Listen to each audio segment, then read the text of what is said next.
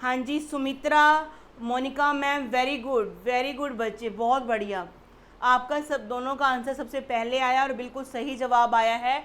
आपका स्टार्ट होता है 200 किससे लेकर 64 से लेकर 300 ए तक। ठीक है जी, बिल्कुल सही जवाब दे दिया आपने, बिल्कुल सही है जी।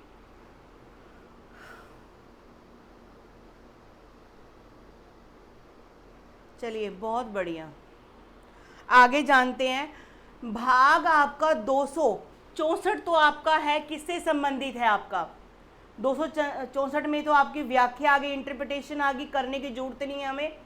हमें जानना है 265 के बारे में। 265 आर्टिकल क्या कहता है, किस चीज के बारे में है? 265 नंबर आर्टिकल किस चीज के बारे में क्या कहता है, हमें इस चीज के बारे में आपने बताना है। आर्टिकल 265 किस चीज से संबंधित है, ये आपने बताना है।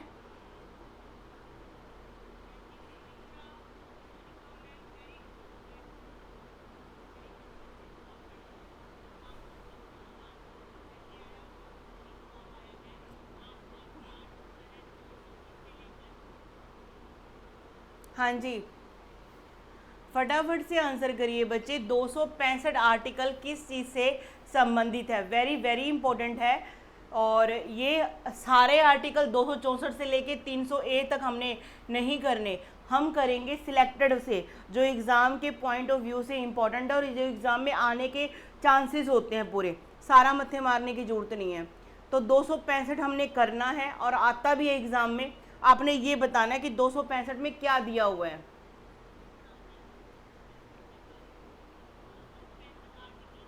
हाँ जी, दिव्या का आंसर सबसे पहले आया और बिल्कुल सटीक जवाब है कि संसद में पास किए बिना, अगर केंद्र सरकार ने कोई टैक्स लगाना है तो संसद में पहले पारित होना चाहिए। ठीक है जी, अगर राज्य के विधानमंडल ने कोई मतलब टैक्स लगाना है तो वो पहले अपने राज्य सूची के जो विषय से संबंधित कानून बनाती है, तो विधानमंडल में पहले क्या करेगी, उसका पास करवाएगी तो ही टैक्स लगेगा। मतलब कहने का कि कानूनी अधिकार, जो मतलब ये कानूनी आपकी प्रक्रिया के बिना वो नहीं लगेगा, टैक्स लगाया नहीं जा सकता। कहने का मतलब है कि पास होना जरूरी है। ठीक है जी, बिल्कुल सही है। सुमित्रा गलत है बच्चे आपका। आगे बढ़ते हैं, चलिए। 266 आर्टिकल 266 किससे संबंधित है? आर्टिकल 266 किससे संबंधित है? आर्टिकल 266 बहुत इंपॉर्टेंट है और आना भी है एग्जाम में, और काफी इंपॉर्टेंट है ये हमारा। भाग 200 आर्टिकल 266 किससे संबंधित है? 267 ये बताओ जरा। ठीक है, फिर आपका 280 ये आपने बताना है, 292 ये आपने बताना है, 293 ये आर्टिकल, और आपका फिर 300 ए तो आपको सबको पता ही है। ये आर्टिकल भी आपने सारे ध्यान में रखने हैं। 255 को भी ध्यान में रखना है, 265 को, 265 की बात कर रही हूँ, 265 को आपने ध्यान में रखना है। कंसोलिडेटेड फंड हमारा, वेरी गुड, कंसोलिडेटेड फंड है हमारा, कंसोलिडेटेड फंड दे रखा है। जो केंद्र सरकार की जितनी भी सैलरी वगैरह होती है वो हमें कहाँ से मिलती है? कंसोलिडेटेड फंड से मिलती है। और कंसोलिडेटेड फंड के बारे में दे कहाँ पे रखा है? 266 के अंदर दे रखा है। और आकस्मिक निधि कंटीजेंसी फंड है जो हमारा, वो कहाँ पे दे रखा है? कंटीजेंसी फंड ये हमारा 260 में दे रखा है। इस चीज़ का आपने ध्यान में रखना है। 260 में क्या दे रखा है आपका?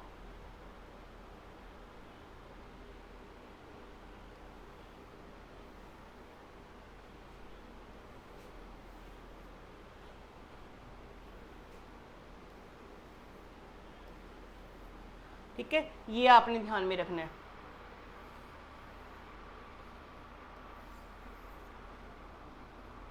चलिए आगे है आपका 280। 280 तो सब लोगों को पता ही है, बताइए फटाफट से 280 किस लिए है?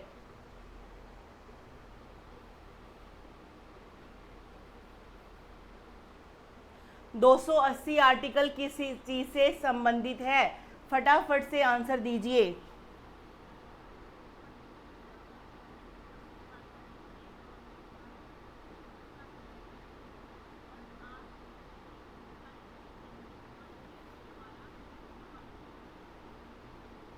सही है भाई, ये आर्टिकल आपके छटे हुए आर्टिकल हैं, छटे हुए आर्टिकल आपके हैं भाग 12 के। ये तो उंगलियों पे चाहिए, सबकी सबकी उंगलियों पे ही ये चाहिए, ये इसके बिना गति नहीं है इस भाग के, ये तो आपको चाहिए उंगलियों पे, करने ही करने, इसके बिना काम नहीं चलना। आगे चलते हैं। तो भाग 12 चल रहा था अपना, इसके बारे में अपन देख लेते हैं कहाँ तक हमने पढ़ लिया था। चलिए,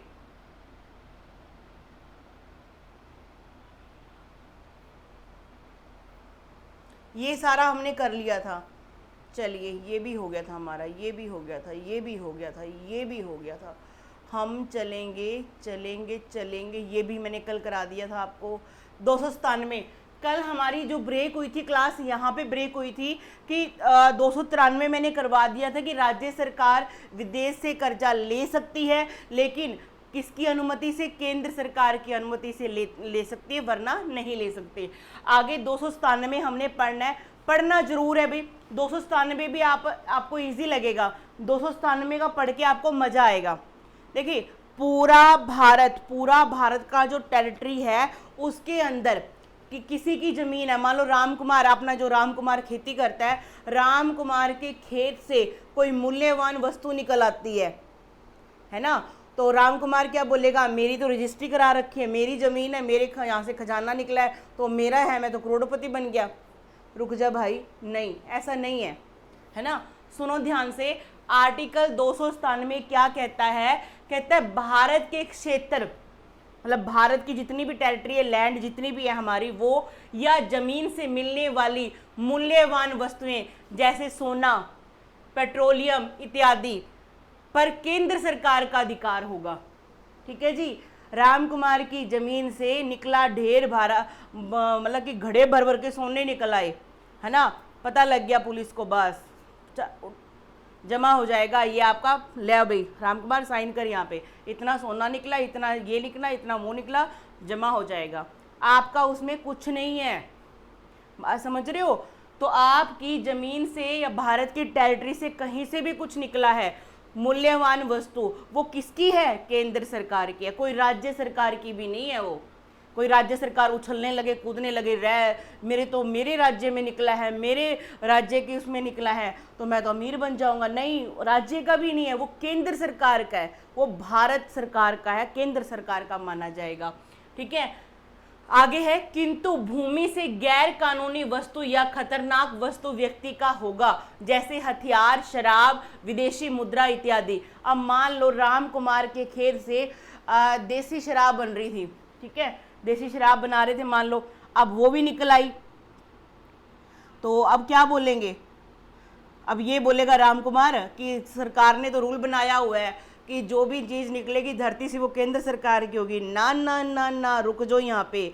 अब क्या बोला कि अगर कोई ऐसी खराब चीज़ निकलती है, गैर कानूनी वस्तु है, वो जिम्मेवारी राम कुमार की है। मतलब समझ रहे हो कहने का कि अगर ऐसी खतरनाक चीज़ कोई निकलती है, गैर कानूनी हथियार है, शराब है और कानूनी मतलब कि गैर कानूनी असला रखा हुआ है, तो उसकी जिम्मेवारी उसकी है, उस मालिक की, ज़मीन वाले मालिक की। तो आपने इस चीज़ का ध्यान में रखना है। अच्छी वस्तु निकली, मूल्यवान वस्तु निकली तो केंद्र सरकार, अगर आपकी बुरी वस्तु निकलती है, कुछ ऐसा गैर कानूनन है, तो आपकी जिम्मेवारी, तू बता भाई ये कहाँ से आया, ठीक है, आपको धर लिया जाएगा।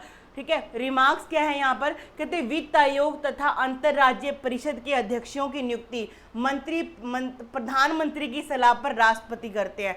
तो मैंने आर्टिकल वैसे 280 आगे डिटेल में अभी करवाना भी है आपको, उसमें जो वित्त आयोग हैं और आपकी जो अंतर्राज्य इंटर स्टेट जो काउंसिल है, उसके अध्यक्ष की जो नियुक्ति है वो करते तो राष्ट्रपति हैं, ठीक है जी, लेकिन किसकी सलाह पर? प्रधानमंत्री की सलाह पे करते हैं।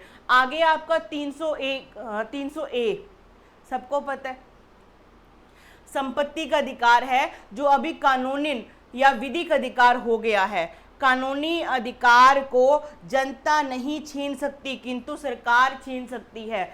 तो कई बार क्वेश्चन दिमाग में उठता है कि फर्क क्या हुआ, पहले उसमें रखा हुआ था मौलिक अधिकार में, अब 12वें भाग में रख दिया संपत्ति के अधिकार को। तो हमारे साथ क्या हुआ, हमें तो कोई फर्क ही नहीं पड़ा भाई, बहुत बड़ा फर्क पड़ा। मौलिक अधिकार में होता ना अगर आपका संपत्ति का अधिकार, तो सरकार भी छीन नहीं सकती थी उसको। जो जितने भी केस हुए ना, केशवानंद है, ये गोलकनाथ है, जो जमीन के जितने भी विवाद हुए हैं, है ना, तो उसमें क्या था, वो कहते थे कि मौलिक अधिकार में लिखी है, देखो संपत्ति हमारा मौलिक अधिकार है, इसे कोई नहीं छीन सकता, ना जनता छीन सके ना सरकार छीन सके, है ना। तो ये तो था हमारा मौलिक अधिकार, कोई छीन ही नहीं सकता हमसे, ठीक है जी। लेकिन अब उसे कानूनी अधिकार बना दिया गया। मतलब कहने का कि जनता नहीं छीन सकती, लेकिन कोई राष्ट्रीय महत्व का, कोई देश के महत्व का कार्यक्रम ऐसा कुछ करना है उस जमीन के ऊपर, तो सरकार आपसे वो जमीन ले सकती है। तो दोनों में अंतर है, दोनों को समझ के चलना है। कानूनी अधिकार, विधिक अधिकार, अब इसको भाग 12 में रख दिया गया है संपत्ति के अधिकार को, और इसे क्या कर दिया गया है, क्या बोला, ये आपका क्या सा अधिकार है, कानूनी अधिकार है, जिसे जनता नहीं छीन सकती लेकिन सरकार आपसे छीन सकती है। इस चीज का आपने ध्यान में रखना है। तो आगे बढ़ते हैं। यहां देखिए, ये कुछ आर्टिकल मैंने आपके ना चुने थे, जो मतलब इसमें से भी कौन कौन से आर्टिकल आपको कराए जाने चाहिए, ठीक है, उसके बारे में है। तो आर्टिकल ये आपको 265, 266, 267, 268, 268 भी एक बार देख ही लो, है सिंपल। कहते शुल्क, शुल्क मतलब क्या होता है, यही जो ये आप कहते हैं ना टोल टैक्स वगैरह से शुल्क लगाना, सीमा कर वगैरह लगाना, कहते संघ द्वारा लगाया जाएगा लेकिन राज्यों द्वारा इकट्ठा किया जाता है, ठीक है जी। थोड़ा सा जूम करके देख लेना, शायद आपको बारीक अक्षर दिखाई दे रहे होंगे यहाँ पर। 268 आर्टिकल क्या कहता है कि ऐसे शुल्क कर केंद्र सरकार लगाएगी लेकिन इकट्ठा कौन करेगी, लारे लारे लारे लारे, कौन इकट्ठा करेगा, राज्य सरकार करेगी। ये बात कहाँ पे लिखी है, 268 में लिखी है। 269 में क्या लिखा है, संघ द्वारा लगाएंगे और एकत्र भी करेगी। टैक्स कौन लगाएगा, संघ सरकार यानी केंद्र सरकार लगाएगी, इकट्ठा भी कौन करेगी, केंद्र सरकार करेगी, लेकिन राज्यों को सौंप दिए जाएंगे। ये कर की बात कहाँ पे लिखी हुई है, 269 में। ऐसा टैक्स, ऐसा कर जो केंद्र सरकार लगाएगी, केंद्र सरकार ही इकट्ठा करेगी और राज्यों को वापस कर सौंप देगी, बांट देगी, ठीक है। ये कहाँ पे लिखा है, 269 में। 268 में, 268 में क्या लिखा है कि केंद्र सरकार कर लगाएगी, राज्य सरकार इकट्ठा करेगी, ये लिखा हुआ है, ठीक है। ये आपने ध्यान में रखना। 275 में क्या लिखा हुआ है, संघ से कुछ राज्यों को अनुदान, कुछ राज्यों को ग्रांट्स मिलेंगी, ठीक है, किसके द्वारा, केंद्र सरकार के द्वारा। 275 में ये लिखा हुआ है। आपकी जो नेट इनकम की आय है, देश की इनकम की आय, वो कहाँ पे लिखी हुई है, मतलब 279 में लिखा हुआ है। और 279A में क्या लिखा हुआ भाई, 279 में क्या लिखा हुआ है, क्या लिखा हुआ है भाई, जीएसटी के बारे में, ठीक है जी। तो आपका 280 आ गया, 81 हमने करना नहीं। 283 में है आपका संचित निधि और आपका जो आपका कंटीजेंसी फंड है, और सार्वजनिक खातों में जो जमा की गई धनराशि ना, उसकी रक्षा के बारे में कहा गया है कि उसकी रक्षा कौन करेगा, ठीक है जी। 266 आपको याद है, 267 आपको याद करवा दिया। अब इन दोनों की रक्षा कौन करेगा, 283 करेगा, आप सिंपल याद है। 292 क्या कहता है, भारत सरकार उधार लेगी पैसा विदेशों से, वर्ल्ड बैंक से, IMF से, है ना। 293 राज्य सरकार उधार ले सकती है। 300A में क्या लिखा है, संपत्ति का। तो इसमें बहुत सारे आर्टिकल आपको याद हो चुके हैं। मुझे आप पे अंधविश्वास है क्योंकि मेरे को मेरी प्राणियों का पता है, दुष्ट प्राणियों का, ठीक है जी।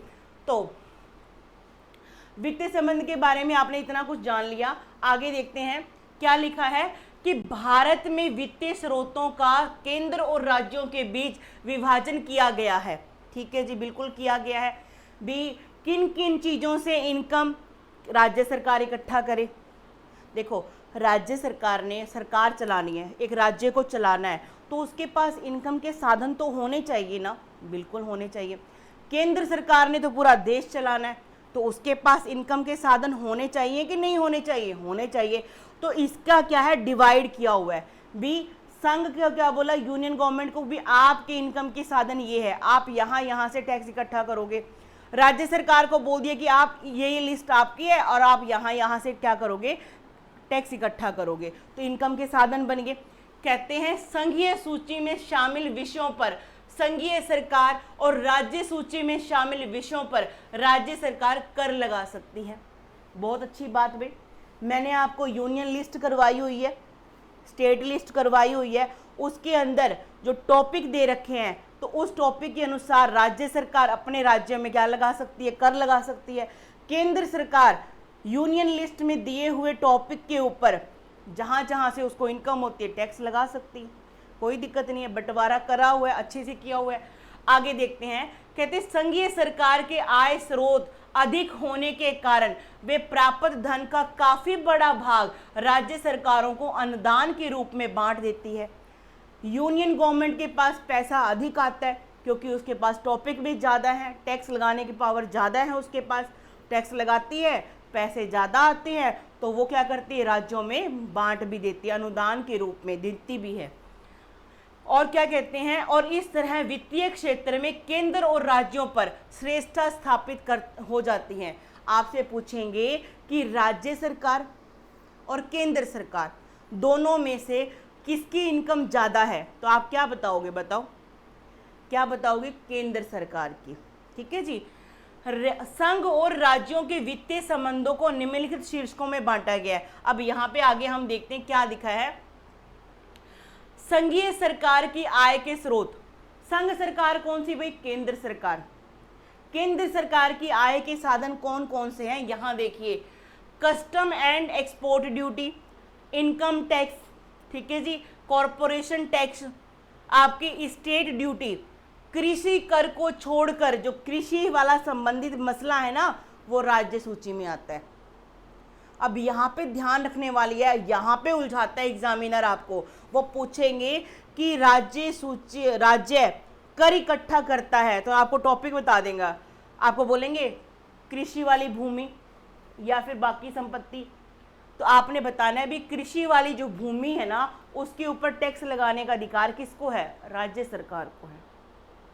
तो ये कुछ मेन आपको याद रखने हैं, तो आपको ऐसा पता लग जाएगा कि राज्य सरकार किन किन चीज़ों पे टैक्स लगाती है और आपकी केंद्र सरकार है किन किन चीज़ों पे टैक्स लगा सकती है। तो केंद्र सरकार आपकी custom and export duty, income tax आपका, कॉरपोरेशन टैक्स हो गया आपका, और कृषि को छोड़कर शेष संपत्ति कर लगाती है।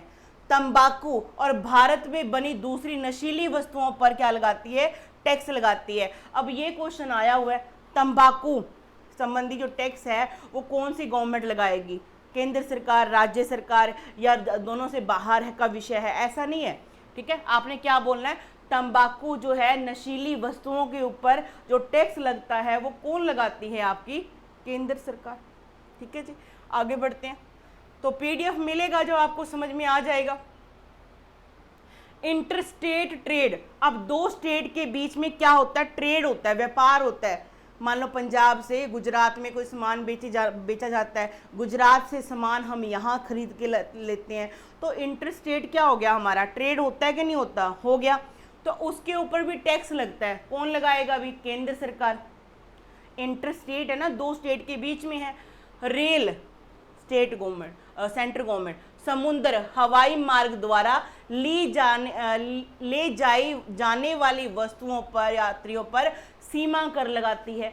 अब क्या है, इंटरनेशनल लेवल की बात करें, चाहे वो समुद्री मार्ग से है, चाहे वो हवाई मार्ग से है, चाहे वो हमारा एक स्टेट से दूसरी स्टेट रेल मार्ग का व्यापार है, तो उसके ऊपर टैक्स है, जो सीमा जो कर है यात्रियों पर, वो कौन लगाता है, सेंट्रल गवर्नमेंट लगाती है।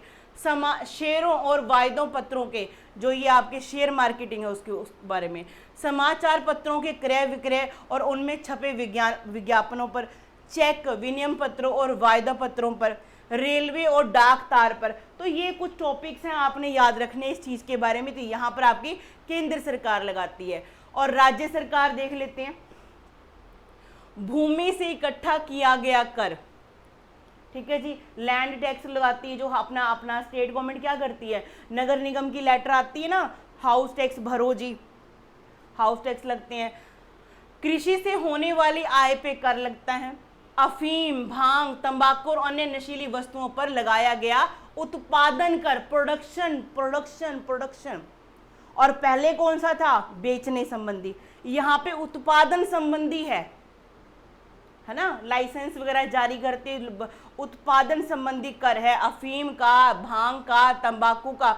अब ये देखिए अफीम जो है राजस्थान में लीगल है, अब वहाँ पे खेती की जाती है, तो राज्य सरकार का हुआ ना उत्पादन का विषय ये। तो अब पंजाब में अफीम क्या है, बैन है, अफीम मिल जाती है तो पकड़ के अंदर कर देते हैं।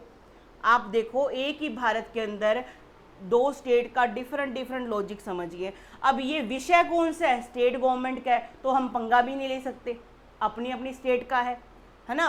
राज्य सरकार चाहे तो लागू कर दे भी, तंबाकू की खेती करो या फिर उसकी भांग की खेती कर लो, अफीम की खेती कर लो, ये तो स्टेट गवर्नमेंट के ऊपर डिपेंड करता है आपका।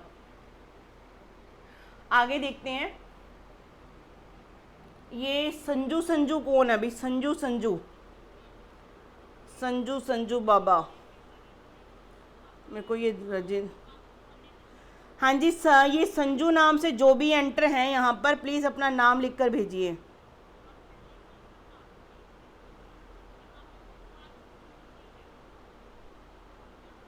चलिए हाँ जी, तो यहाँ तक किसी को डाउट नहीं होना चाहिए। आगे है कृषि भूमि की विरासत पे लगाया कर, कृषि भूमि पर संपत्ति कर, मकानों पर लगाया कर, बिजली खपत और बिक्री कर। आपको पता ही है ना, बिजली का जो बिल आता है आपकी स्टेट गवर्नमेंट के है, कहीं कोई राज्य में बिजली सस्ती है, कोई राज्यों में बिजली महंगी है, तो आपको पता है कि बिजली किसका विषय है, आपका स्टेट गवर्नमेंट के अंडर आता है। हाँ जी, ये आपको मेरी सबको आवाज़ सुनाई दे रही है कि सो गए सारे? हाँ मेरे को पहले ही पता था, राजेंद्र मैम, राजेंद्र, ठीक है जी, संजू जी, संजू बाबा, ठीक है। चलो आगे देखते हैं। तो आपका वस्तुओं पर क्रय विक्रय, सामान का जो खरीदना बेचना उसके ऊपर भी टैक्स है, चुंगी कर है, मनोरंजन कर है आपका, नौकाओं पे कर है, लोकल बॉडी जो वाटर बॉडी के ऊपर जो किश्तियाँ वगैरह चलती हैं, सड़कों पर चलने वाली मोटरों गाड़ियों पर, पशुओं का कर है, व्यवसाय कर है, खनिज अधिकारों कर है, समाचार पत्रों में प्रकाशित विज्ञापनों को छोड़कर अन्य विज्ञापनों पर कर लगाया गया है। विज्ञापन पे कर इकट्ठा कौन करती है, आपकी सेंट्रल गवर्नमेंट करती है। तो ये सारे आपके स्पष्ट हो गए यहाँ पर क्या कि आपका क्या है भाई, केंद्र सरकार के इनकम के साधन कौन से हैं और राज्य सरकार के इनकम के साधन कौन कौन से हैं। चलिए अब आप करते हैं, ये जो आपका वित्त आयोग है, ये वित्त आयोग मैं आपको यहाँ नहीं करवा रही हूँ अभी, इसकी लगाते हैं आप, सुनो अपा चलते हैं वापिस।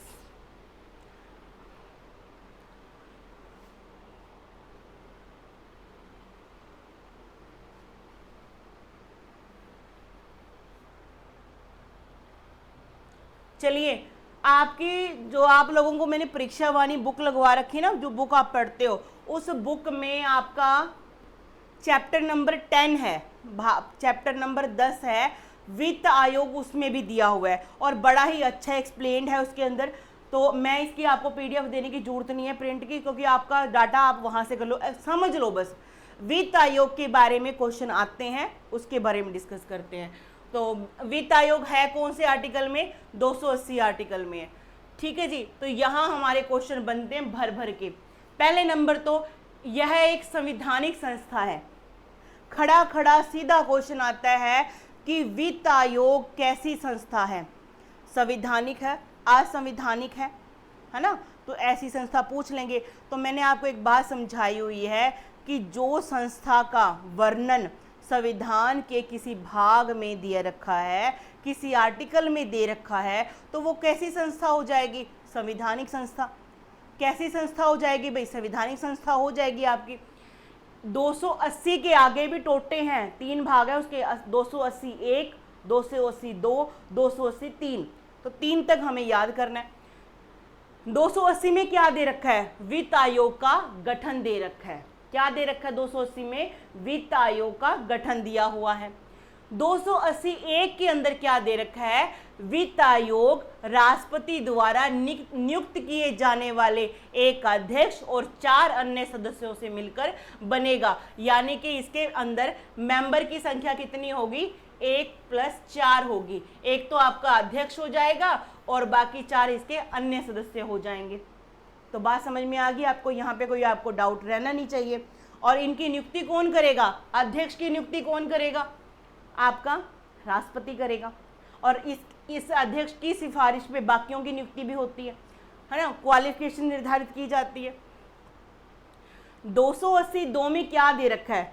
280(2) में संसद को यह अधिकार दिया गया है कि वह कानून बनाकर इनकी योग्यता निर्धारित करे कि भाई आप 280 के तहत वित्त आयोग तो बनेगा ही बनेगा, ठीक है जी बनेगा, लेकिन जो उसके मेंबर हैं उनके अंदर क्या क्या क्वालिफिकेशन होनी चाहिए ये निर्धारित करने का अधिकार किसको दे दिया गया?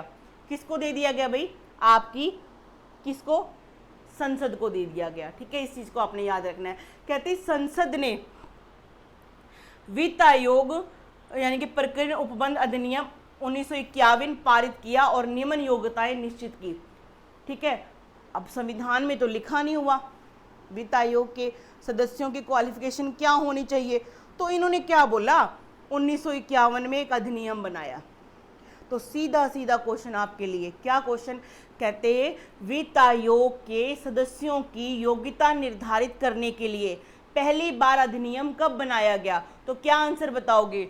1951। क्या बताओगे? 1951 में अधिनियम बना था। ठीक है जी, क्या बना था? अधिनियम बना था, जिसके अंदर ये लिखा गया कि वित्त आयोग के जो सदस्य होंगे उनकी क्या क्या क्वालिफिकेशन होनी चाहिए। बात समझ रहे हो? क्योंकि संविधान में तो लिखा नहीं हुआ। बात समझ रहे हो? संविधान में तो सिर्फ आर्टिकल लिख दिया कि 280 के अंदर क्या है? वित्त आयोग का गठन कर दो, कर देंगे जी। 281(1) में क्या लिख गए कि राष्ट्रपति नियुक्ति करेगा, कर देगा जी। मेंबर 5 होने चाहिए, हो जाएंगे जी। समझ रहे हो? फिर बोला कि इनके जो ये मेंबर तो होंगे, इनकी जो योग्यता क्या होनी चाहिए इसका निर्धारण कौन करेगा? आपकी संसद करेगी। ये बात कहाँ लिख कर गए हैं? वो 282 में लिख कर गए हैं। ठीक है, कि संसद क्या कर ले? निर्धारित कर ले भी कैसे बंदे रखने हैं आपने, किसमें क्या योग्यता होनी चाहिए। कहते ठीक है जी, स्वीकार है, कोई डाउट नहीं हमें। अब क्या कर दिया? अधिनियम बनाया 1951 का। 1951 का अधिनियम बनाया गया, उसमें इनकी योग्यताएं निर्धारित की गई। तो यहाँ तक किसी बच्चे को कोई डाउट है तो मुझसे पूछो, वरना मैं आगे बढ़ूँ। मेरे को एक बार यहाँ तक कोई बता दो कि आपको जो मैंने अभी वित्त आयोग का इतना ये समझाया है, कोई डाउट है किसी का? किसी बच्चे को कोई डाउट है तो मुझसे पूछो भी फटाफट से।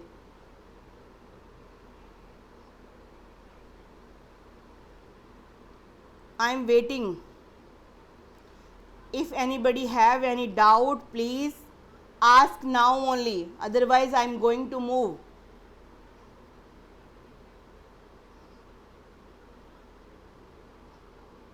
सो तो नहीं गए हो सारे के सारे? जागते रहो, इधर देखो मेरी तरफ।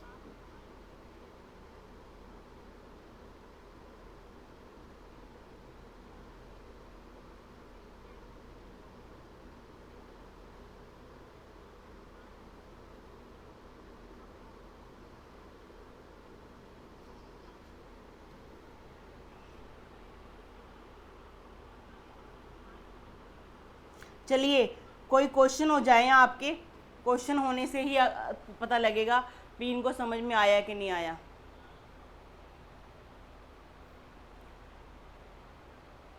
वाह क्या बात है, ये भाषा समझ में आ जाएगी सबके?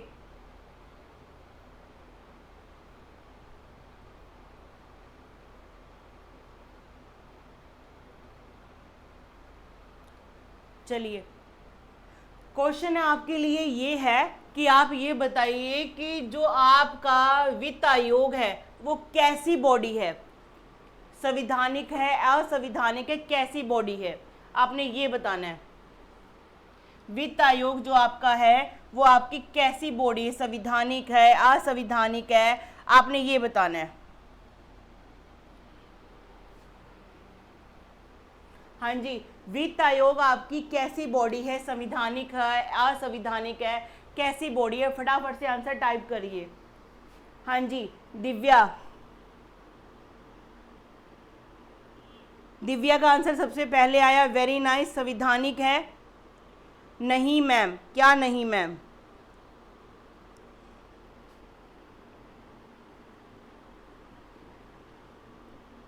संविधानिक है, बिल्कुल जी, संविधानिक है, बिल्कुल सही है। अच्छा ये बताइए, वित्त आयोग का गठन का आर्टिकल कौन सा है, किस आर्टिकल में लिखा हुआ है वित्त आयोग के बारे में?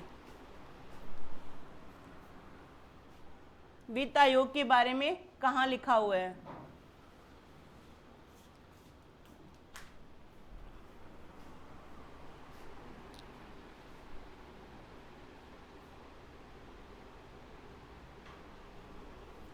चलिए,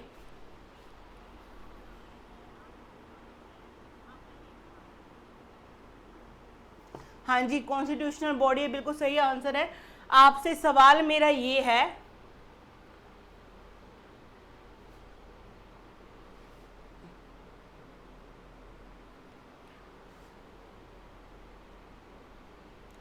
आपसे सवाल मेरा ये है कि 280 वन में क्या लिखा है, 280 वन में क्या लिखा हुआ है ये बता दो जरा। 280 वन में क्या लिखा है?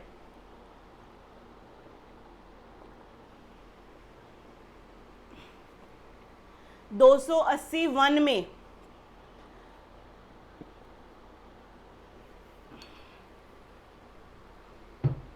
280 वन में क्या लिखा हुआ है जरा ये बता दीजिए मुझे।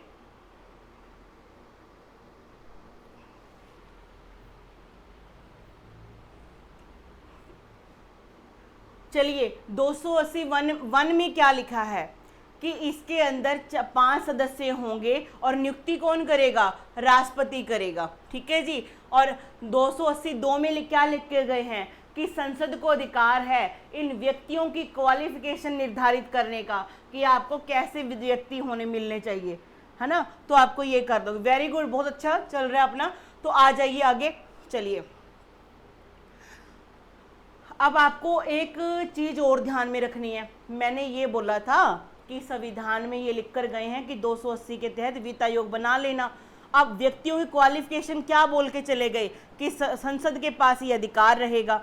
अब संसद वालों ने देखा कि अब हमने क्या करना है, एक 1951 का अधिनियम बना दिया कि उसमें क्वालिफिकेशन निर्धारित कर दी कि कौन सा व्यक्ति की क्या क्वालिफिकेशन होनी चाहिए। लेकिन एक अमेंडमेंट करनी पड़ी उन्हें।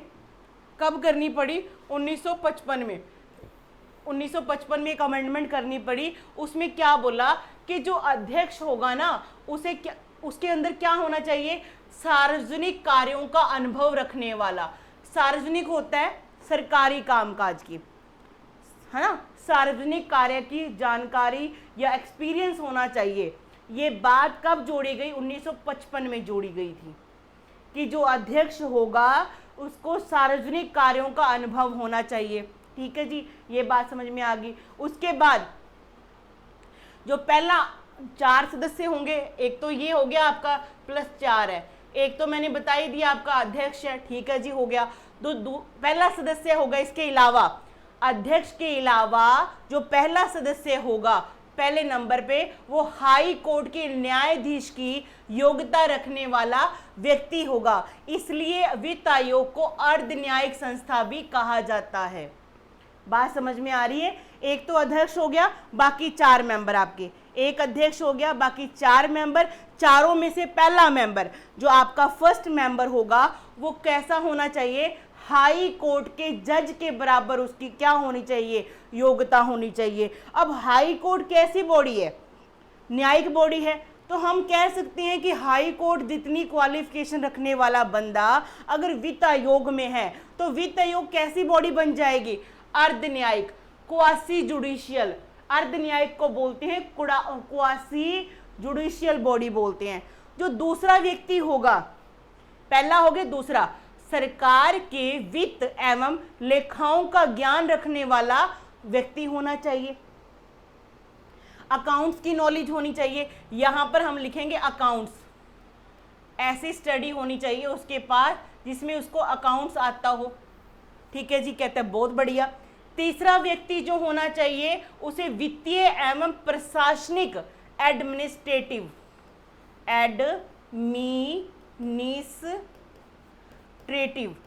ऐसा एक्सपीरियंस होना चाहिए। पहला व्यक्ति हाई कोर्ट के जज के बराबर होना चाहिए, दूसरा व्यक्ति को अकाउंट्स की नॉलेज होनी चाहिए, तीसरे व्यक्ति को एडमिनिस्ट्रेटिव नॉलेज होनी चाहिए, चौथे व्यक्ति को इकोनॉमिक्स की क्या होनी चाहिए, अर्थशास्त्र का जानकार होना चाहिए। तो 4 व्यक्तियों की क्वालिफिकेशन है। हम तो ऐसे समझ लेंगे जैसे ग्रेजुएशन के सब्जेक्ट्स नहीं होते हैं, वैसे याद कर लेंगे।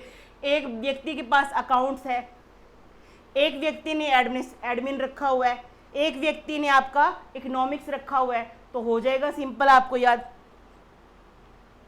कोई डाउट तो नहीं है यहाँ पर, तो सिंपली आपको याद यहाँ पे आराम से हो जाएगा। तो कोई डाउट यहाँ तक नहीं होना चाहिए। किसी को इस स्लाइड में यहाँ तक कोई डाउट है तो मुझसे पूछो।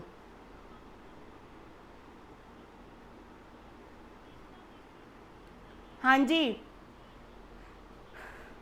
राम कुमार, कोई डाउट है बच्चे? किसी को भी डाउट है? राजेंद्र, सुमित्रा, दिव्या, शालू रानी, कोई किसी बच्चे को यहाँ तक कोई डाउट है तो सवाल पूछिए, वरना मैं आगे बढ़ूं।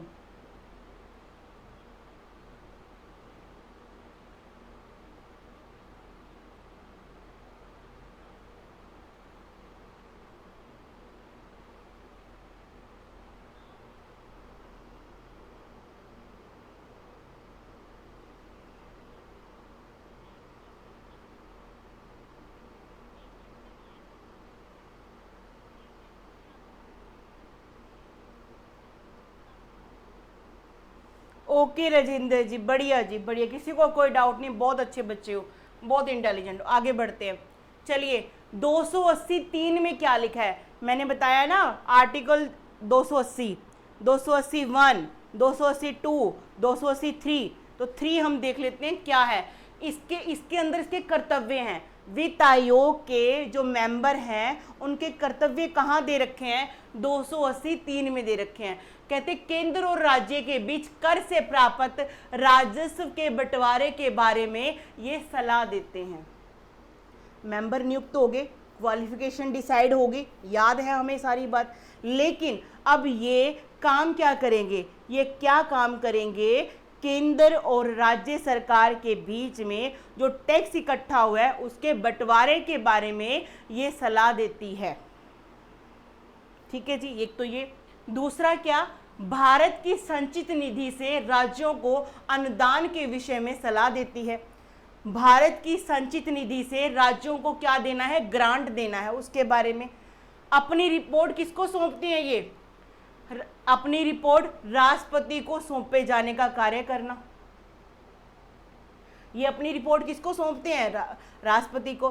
कहता 73वां और 74वां संविधान संशोधन 1992 के द्वारा भारत का वित्त आयोग, राज्य वित्त आयोग को पंचायत और नगर पालिकाओं के वित्तीय स्रोत को पूरा करने के लिए राज्य को संचित निधि में वृद्धि का सुझाव देते हैं।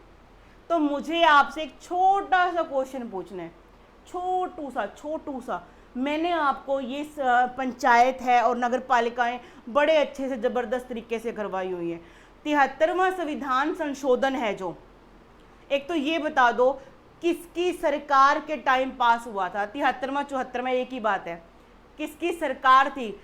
कौन प्रधानमंत्री था तब ये पास हुआ था?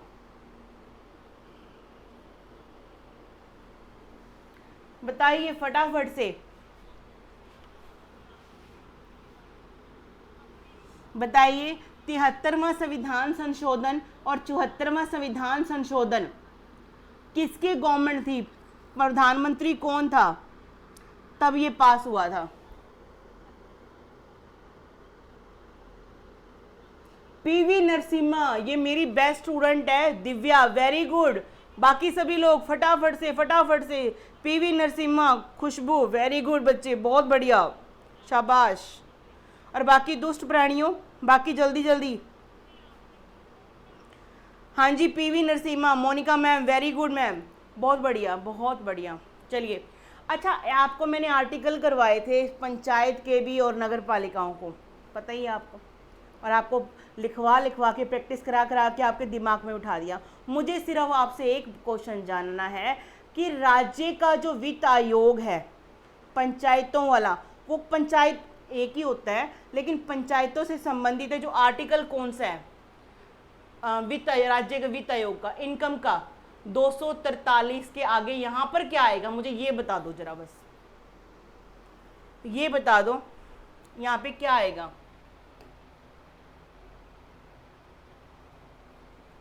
243 के आगे क्या आएगा, आपको पता ही है। आपको जो पंचायतों के जो आर्टिकल हैं 243 ए बी सी है ना, ये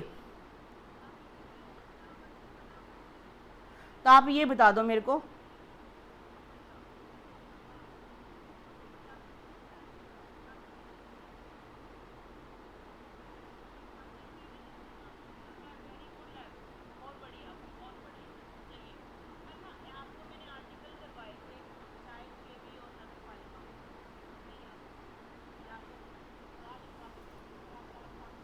काजल, very good. Divya, very good बेटा, आई आएगा, बिल्कुल सही, वेरी नाइस, आई, बिल्कुल सही है, आई आएगा। एक क्वेश्चन और, आपको पता है नगर पालिकाओं के जो आर्टिकल है वो भी मैंने आपको कराए हैं, तो नगर पालिका संबंधी जो राज्य वित्त आयोग का जो इनकम का साधन है वो कौन सा है, 243 के आगे क्या लगाना पड़ेगा, आर्टिकल कौन सा, 243 के आगे क्या लगाना पड़ेगा। हेमा, बिल्कुल सही बेटा, शंकर दयाल राष्ट्रपति थे उस टाइम पे, ठीक है। हाँ जी राजेंद्र, गलत है आपका, 243 पी नहीं आएगा। यहाँ पे बताओ, बहुत इजी है, ट्रिक भी बताई थी। वाई, मनी का आखिरी अक्षर क्या होता है, वाई, बिल्कुल सही है। चलो, ये तो हमारा यहाँ पे हो चुका है, आगे देखते हैं। हाँ जी, यहाँ देखते हैं, कहते नोट करने वाली बात है कि भारत का वित्त आयोग एक सलाहकारी संस्था है। राज्य जो अपना वित्त आयोग है ना, एक सलाहकारी संस्था है, क्योंकि राष्ट्रपति को इसकी सलाह मानने और ना मानने का पूरा अधिकार है, मर्जी है माने चाहे या ना माने। तो आपका वित्त आयोग कैसी संस्था बन गई आपके लिए, कैसी संस्था बन गई है भाई, सलाहकारी संस्था। वित्त आयोग कैसी संस्था है, सलाहकार संस्था है, कंपल्शन नहीं है, उसकी जो बातें हैं उसकी रिकमेंडेशन है वो केंद्र सरकार माने। अच्छा एक बात पूछूं मैं आपसे, एक बात पूछनी है, वित्त आयोग के बारे में 3 बातें आपको सुनने को मिली कि ये एक संवैधानिक संस्था है। संवैधानिक संस्था है, बिल्कुल है, तो आप बताइए क्यों, क्योंकि ये संविधान में इसके बारे में लिख कर गए हैं, 280 आर्टिकल है इसका, ठीक है। फिर आपसे कहेंगे जो वित्त आयोग है क्वासी जुडिशियल बॉडी है, अर्ध न्यायिक बॉडी है, पूछेंगे क्यों, बताओ कारण क्या है, तो आप क्या बोलोगे, क्योंकि इसके जो 4 सदस्य है ना अध्यक्ष के अलावा, चारों में से एक क्या होना चाहिए, हाई कोर्ट के जज के बराबर उसकी क्या होनी चाहिए, क्वालिफिकेशन होनी चाहिए, तो अर्ध न्यायिक बन गई। फिर आपसे पूछेंगे कि जो वित्त आयोग है एक सलाहकारी संस्था है, क्यों, क्योंकि राष्ट्रपति को जब ये अपनी रिपोर्ट सौंपते हैं ना, तो जरूरी नहीं है कि राष्ट्रपति को कंपल्शन है इनकी बात माननी। तो जब आपकी बात मानने का पूरा जबरदस्ती नहीं है, बाध्य नहीं है, तो आप क्या है, आपकी कैसी बॉडी हो जाएगी, सलाहकारी, भी सलाह दे दी मैंने तो माने ना माने आपकी मर्जी। तो 3 खासियत आज हमें नई बातें समझ में आई कि जो वित्त आयोग आपका है वो कैसी बॉडी है, संवैधानिक, क्योंकि संविधान में लिखा है। दूसरा, ये एक क्वासी जुडिशियल बॉडी है, अर्ध न्यायिक बॉडी है, क्यों, क्योंकि इसका एक सदस्य है पांचों में से एक तो अध्यक्ष हो गया, बाकी 4 सदस्य, चारों में से एक सदस्य क्या है आपका, क्या है, हाई कोर्ट के जज के बराबर क्या रखता है, योग्यता रखता है ना। तीसरा, फिर हमने देखा कि वित्त आयोग एक क्या है, सलाहकारी संस्था है। हाँ भाई है, क्यों, क्योंकि इसकी रिपोर्ट, इसकी सलाह राष्ट्रपति मानने के लिए बाध्य नहीं है। जब आप बाध्य नहीं हो तो आपकी बात कैसी होगी, सलाहकारी होगी। कंपल्सन तो है नहीं, मैंडेटरी तो है नहीं, तो आप कैसे हो जाओगे, आप सलाहकारी संस्था बन जाओगे। आगे है, वित्त आयोग अपनी रिपोर्ट किसको सौंपता है, राष्ट्रपति को सौंपता है। किसको सौंपता है, राष्ट्रपति को सौंपता है। तो आगे मेरे को ये बताओ, कोई डाउट है यहां तक, कोई डाउट है यहां तक, कोई नहीं होना चाहिए। ठीक है जी, आगे बढ़ते हैं। 2 मिनट और लेंगे आपके। ये वैसे मैंने आपको करा रखा है, क्लास में भी मैंने करवा दिया, तो ऑफलाइन में भी आपका हो गया था। कहते कितने आयोग बन चुके, 15 अभी तक कितने आयोग बन चुके, 15 आयोग बन चुके हैं। पहली बार कब बना था, 1951 में बना था। केसी नियोगी उसके अध्यक्ष थे। 14वां वित्त आयोग 2015 से लेकर 2020 तक बना। अध्यक्ष कौन थे, डॉक्टर YB रेड्डी। 15वां आपका 2020 से 2025 तक अध्यक्ष कौन, NK सिंह है। अब इसका जो बाकी इतने अध्यक्ष बने हैं, इसके अभी के जो हम अपने हैं ना, अभी ये शक्तिकांत को हटा देना जी, शक्तिकांत नहीं है अब इसके सदस्य है। यहाँ पे आपके अजय आएंगे, अजय, अनूप, अशोक और रमेश चंद्र सॉरी। तो ये इसके क्या हो गए, 4 मेंबर हो गए। बात समझ रहे हो। अध्यक्ष कौन है अभी के टाइम पे, NK सिंह है। बाकी जो 4 मेंबर हैं, जिसमें आपके अजय हैं, अनूप हैं, अशोक है, रमेश चंद्र है।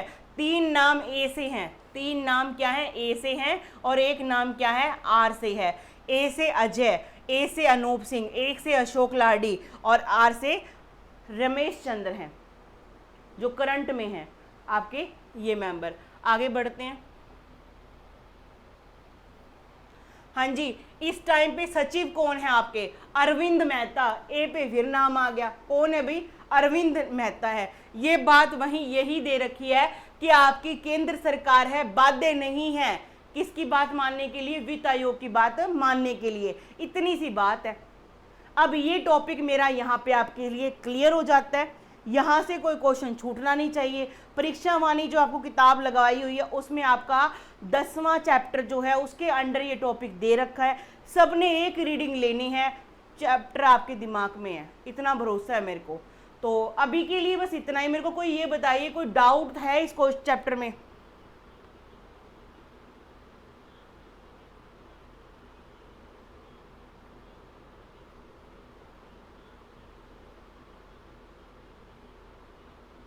बेटा मंत्रालय अलग चीज होती है, आयोग अलग चीज होती है।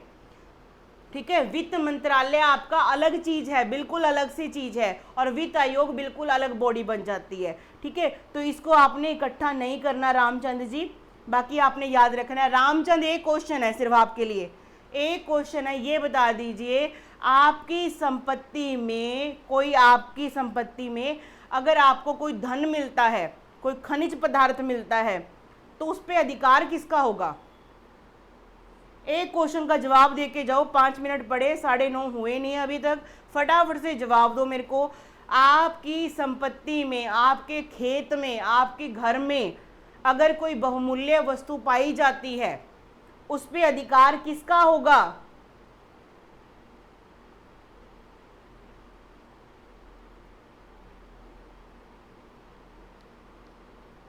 Central government. Sumitra, very nice. अगर राम कुमार के खेत में देसी दारू निकल आई, उस पर अधिकार किसका होगा? वो उसको, उसके लिए जिम्मेवार कौन है? फटाफट से आंसर।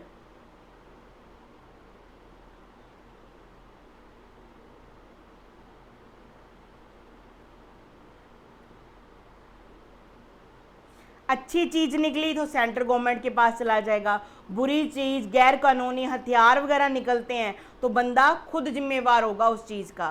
ठीक है जी, तो अभी अपने याद रखना है। अभी के लिए इतना ही, मिलते हैं कल की क्लास में। अभी के लिए thank you so much, bye bye, good night.